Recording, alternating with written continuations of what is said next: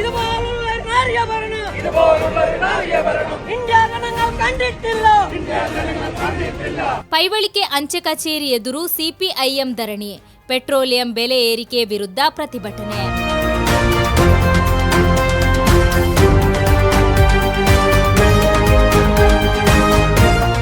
ಜನಜೀವನವನ್ನು ದುಸ್ತರಗೊಳಿಸುತ್ತಿರುವ petroleum ಉತ್ಪನ್ನಗಳ ಬೆಲೆ ಏರಿಕೆಯನ್ನು ಖಂಡಿಸಿ ಸಿಪಿಐಎಂ ನೇತೃತ್ವದಲ್ಲಿ ರಾಜ್ಯದಾದ್ಯಂತ ನಡೆಯುತ್ತಿರುವ ಪ್ರತಿಭಟನೆಗಳ ಭಾಗವಾಗಿ ಸಿಪಿಐಎಂ ಮಂಜೇಶ್ವರ ಏರಿಯಾ ಸಮಿತಿಯ ವತಿಯಿಂದ ಪೈವಳಿಕೆ ಅಂಚೆ ಕಚೇರಿ ಎದುರು ಧರಣಿ ನಡೆಸಲಾಯಿತು.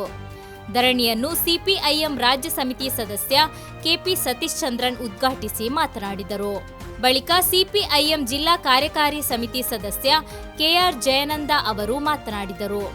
ಕಾರ್ಯಕ್ರಮದ ಅಧ್ಯಕ್ಷತೆಯನ್ನು ಸಿಪಿಐಎಂ ಏರಿಯಾ ಸಮಿತಿ ಸದಸ್ಯ ರಜಾಕ್ ಚಿಪ್ಪರ್ ವಹಿಸಿದ್ದರು.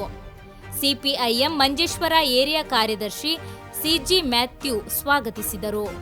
ಧರಣಿಯಲ್ಲಿ ಸಿಪಿಐಎಂ ಏರಿಯಾ ಸಮಿತಿ ಸದಸ್ಯರಾದ ಬೇಬಿ ಶೆಟ್ಟಿ, ವಿನಯ್ ಕುಮಾರ್, ಸಾದಿಕ್ ಚೆರುಗೋಳಿ, ಭಾರತಿ ಎಸ್, ಕಮಲಾಕ್ಷ ಡಿ, ಪ್ರಶಾಂತ್ ಕನಿಲಾ ಸೇರಿದಂತೆ ಹಲವರು ಮಾತನಾಡಿದರು.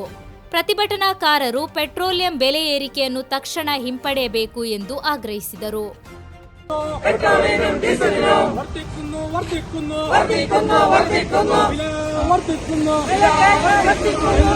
ಮೋದಿ ಸರ್ಕಾರ